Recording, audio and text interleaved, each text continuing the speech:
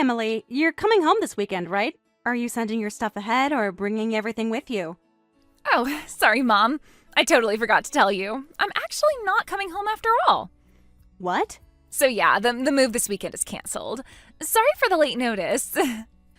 Wait, hold on a second. What do you mean you're not coming back? After graduation, you said you'd take that job and move back home. That's what you told me. Well, actually, I'm getting married to my boyfriend. Married? Emily, you had a boyfriend? You never even mentioned him to me. Well, duh, I'm a college student. Of course I have a boyfriend or two. I didn't want you worrying about my love life. And how long have you been dating this person? We've been together for like a year, maybe a bit more. A year? And you never thought to tell your own mother? This is all happening so fast, Emily. But why marriage all of a sudden? If I moved back home, we'd be in a long-distance relationship, right? He said he'd be too lonely, so he got up the courage and proposed to me. He said, let's get married and live together in New York. Oh my. So now, following my older brother and sister, I'm getting married too. All your kids married. Oh, you must be so happy, Mom. Though I guess you'll be a bit sad about your baby getting married, huh? I'm sad, but also happy. But I still can't just celebrate when you spring this on me so suddenly. Huh? Why not? Your daughter getting married should make any parent happy, right? But this is just terrible. You got that great job with remote work, so you said you wanted to come back home. You said you had lots of video meetings and needed a soundproof room. You asked me to have one built, so I hired contractors and got it done. That was only 3 weeks ago, Emily. Oh, it's already finished?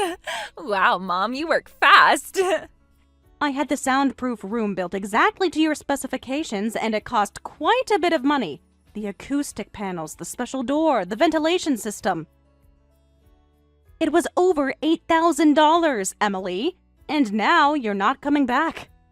But hey, at least you have a cool soundproof room now. This isn't funny, Emily. Yeah, sorry about that. But I can't just cancel my wedding because of that. Like, what would I even say to him? That's not the only money I've spent. Do you have any idea how much money I've given you? Do you even keep track? Huh? Did I borrow that much? You said you didn't have money to move back home. So I paid for your moving company. That was $1,500, Emily. And I paid for your entire graduation trip.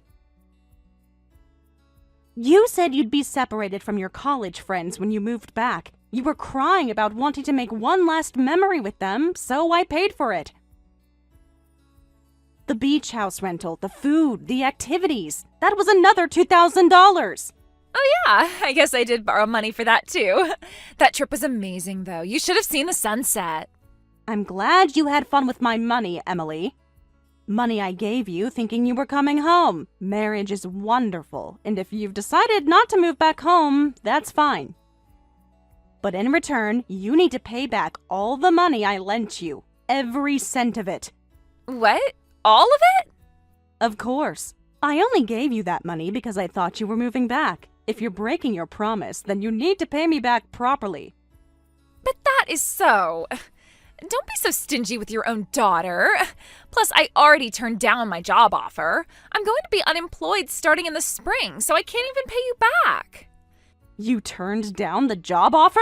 You got into such a great company. Why would you do that? That was a Fortune 500 company, Emily, with full benefits and a starting salary of $65,000. Because I want to be a stay-at-home wife.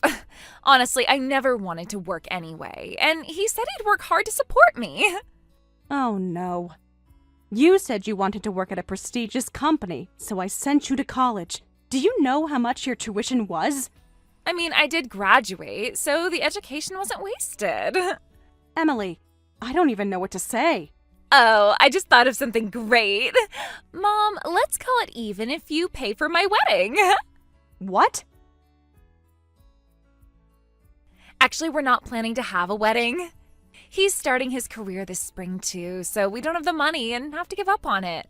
But Mom, you gave money to my siblings when they got married, right? You gave them quite a bit as wedding support, didn't you?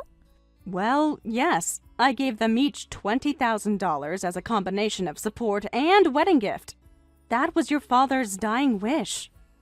That's why I've been careful not to touch your father's inheritance. So instead of a wedding, let's just write off my debt. It's not fair if I'm the only one who doesn't get wedding money just because I'm not having a ceremony. So anyway, we're good then. Consider my debt paid. We're getting married right away, but once things settle down, I'll introduce you to my boyfriend.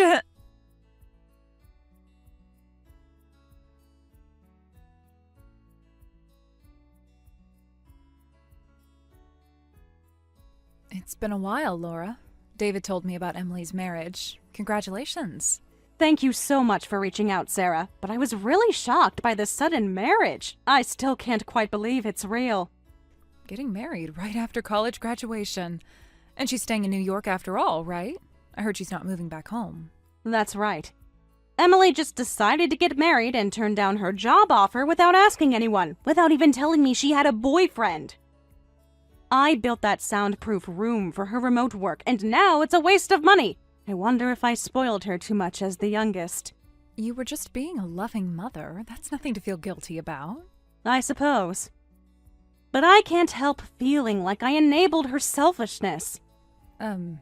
Actually, I wanted to talk to you about that. If Emily's not coming back, how about you and I live together? And let me use that soundproof room. What? Live together with you, Sarah?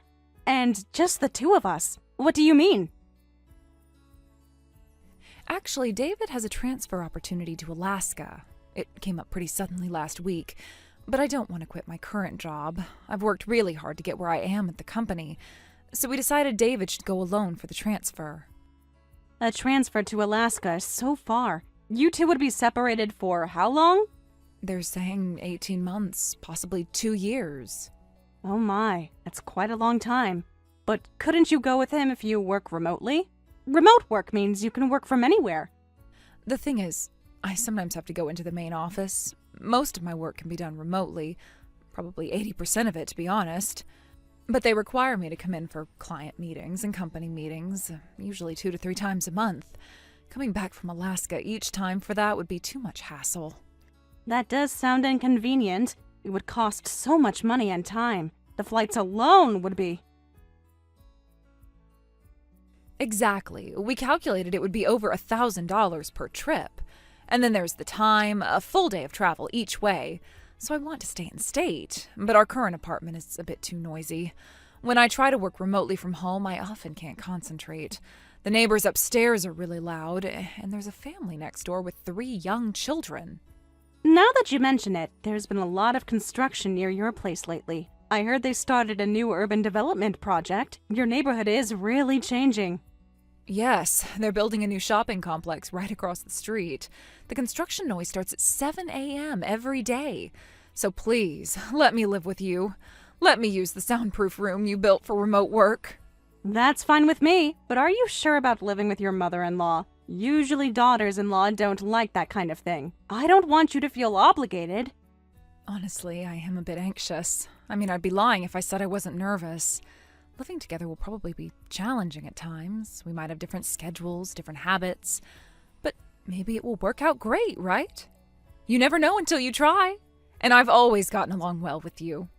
That's true. Whether living together works or not is up to us. I don't want that soundproof room to go to waste either, so come anytime. The house feels too empty with just me here anyway. Thank you so much. I promise I'll contribute to groceries and utilities. I don't want to be a burden. Don't be silly. You're family. Emily seems to have completely given up on coming back here. My oldest daughter is happily living overseas with her husband on his work assignment. There shouldn't be any problem with you moving in. Actually, I'd really appreciate the company. Then I'll start preparing to move right away. I'll need about 2 weeks to pack everything and give notice at the apartment. Of course. Take your time. I'm looking forward to living with you.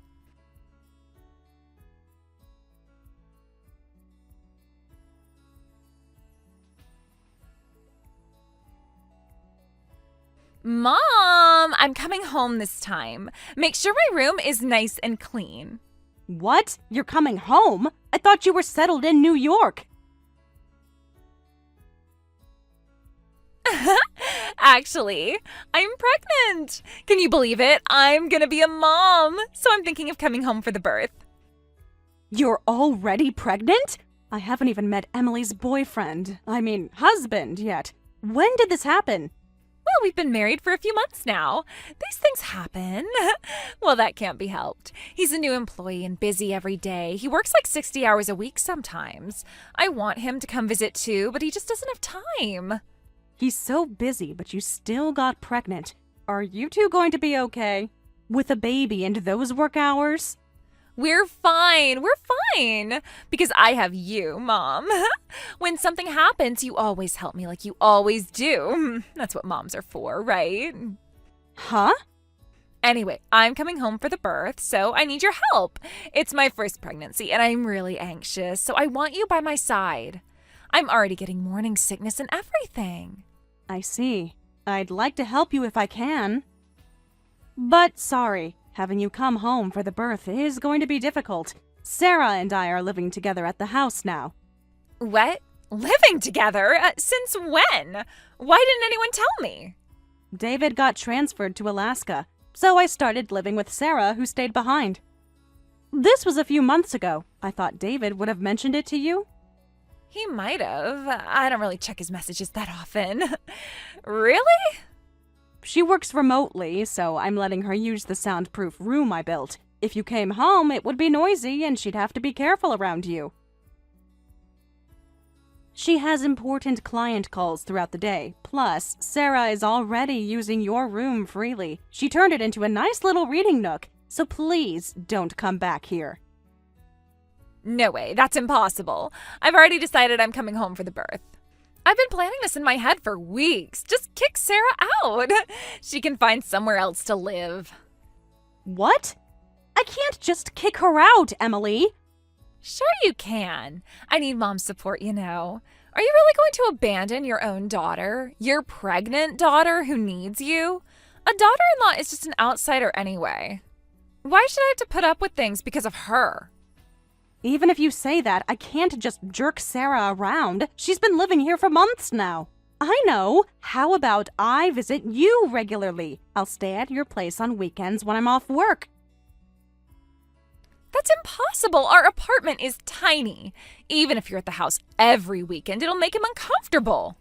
Sarah would feel uncomfortable around you for the same reason. And coming home for the birth isn't just weekends. You'd be living together for months.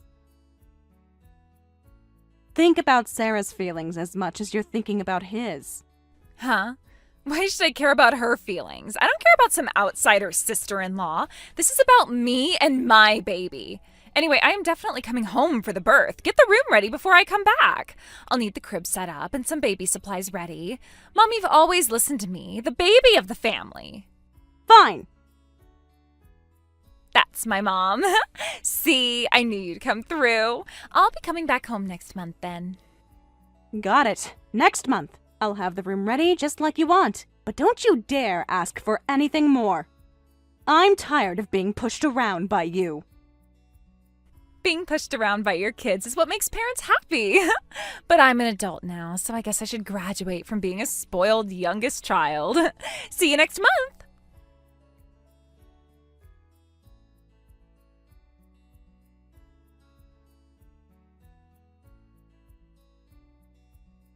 Mom, what is going on? I came all the way back here and the house has no furniture or appliances. Mom, where are you right now? Oh, don't tell me. You moved out of the house? That's right. Just as you said, I moved out of that house. Huh? But I prepared the room just like you wanted, so you can't complain. This doesn't make any sense at all. Why would you move out of the house? Who's going to take care of me during my stay? I don't know about that. What? I never said I'd help with anything related to your birth. You insisted I clear out the room, so that's what I did. I've put that house up for sale now. If you want to use it, buy it and do whatever you want with it. You put it up for sale? Wait a minute. You put the house up for sale without asking me? Yes, but I still cleared out the room just like you asked. Stop messing with me. Where are you right now? Tell me where you are so I can come there. I'm at my new house, but I'm not going to tell you the address. Your new house? Instead of renting, I decided to build a new house. David's transfer is ending earlier than expected. He's coming back here next year, so I thought, why not just build a house? Wait, so you built a house with David and Sarah? You're going to live with them forever? Yes, Sarah and I talked it over and decided on that. The trial living arrangement turned out to be surprisingly enjoyable. In the new house, I even added another soundproof room just for me. Sarah taught me all about computers and the internet, and then I got really into online gaming. What? You, Mom, who is so bad with technology, are playing online games? Today I have a match scheduled with my online friends, so you'll have to handle staying at the old house by yourself. Handling it alone is impossible. Why are you deciding everything on your own? I came back relying on Mom. This is way too cruel. The cruel and selfish one is you. You always decide everything selfishly and push me around. Don't think you can do whatever you want just because you're my child. Huh? If you're going to do whatever you want selfishly, then so will I. That's all there is to it, Emily. And what you want to do is live with David and Sarah? Listen, Sarah has brainwashed you, Mom. Please come back to your senses. What? Brainwashed? I thought it was suspicious the moment I heard about living together. It is totally weird for a daughter-in-law to want to live with her mother-in-law. It was definitely to suck up to you from the start. She pretended to be a good daughter-in-law by living with you, planning to get you to pay for the new house. You can't live with such a greedy daughter-in-law, Mom. How rude, Emily. I'm not a greedy daughter-in-law, and I haven't been sucking up to Laura. The new house construction was actually Laura's idea, you know. What? Wait, Sarah! Long time no see, Emily. And congratulations on your pregnancy. But being called a greedy daughter-in-law by my cute sister-in-law makes me sad. Oh, but that's exactly what you are. Living together was about Mom's money from the start. I never thought about that even once. If anything, I was after the soundproof room. Living together has actually been quite challenging, you know. No matter how well we get along, living together brings out difference in values.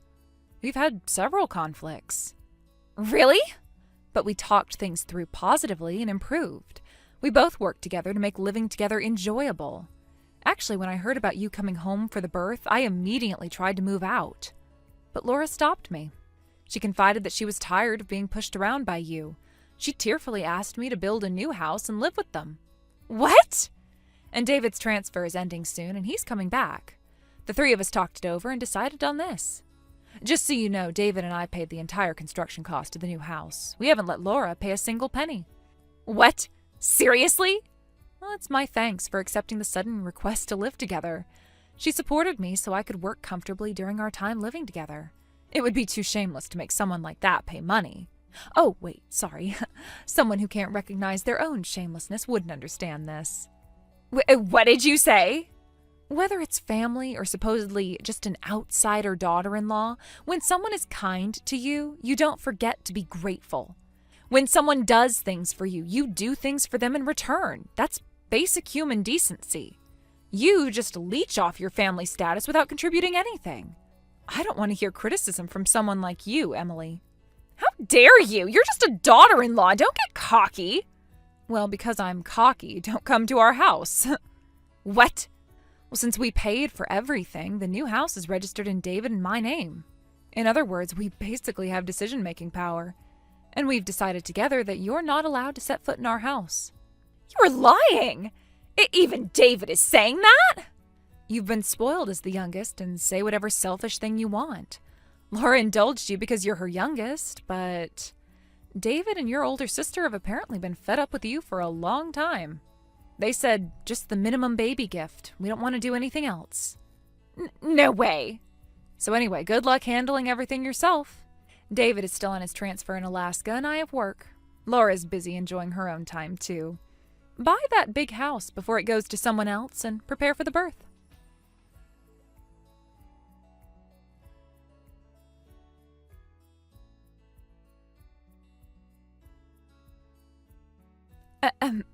Are you really not going to help me? I'm sorry for being such a selfish daughter all this time. I'll apologize and reflect, so please help me. You are going to be a mother yourself now, Emily. It's time to stop relying on your parents. But what about the birth costs and baby supplies? I'll give up on staying home and we'll manage as a couple, but at least help me with the money. You can't be serious. Don't tell me you were counting on me for that too. Well, he's only been working for 6 months. We don't have that kind of money. That's why I was thinking of coming home as a way to save money too. I thought if I went home, Mom would pay for everything. You really are. You only see your mother as a source of money. No, that's not true. I just think of you as a loving, kind mother. Then you'll understand how your mother feels. Because I'm loving and kind, I'm cutting you off now. From now on, you need to handle everything on your own. I won't provide any more financial support. No way! Have a healthy baby and raise it well. That's it then. I believe my daughter can do it.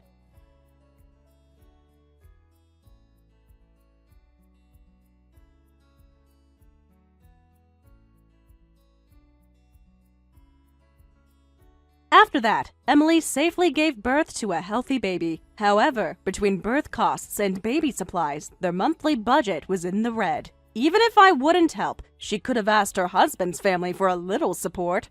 I'm too embarrassed to ask my husband's family for money. Plus, I don't want them to hold it over us and suggest we live with them.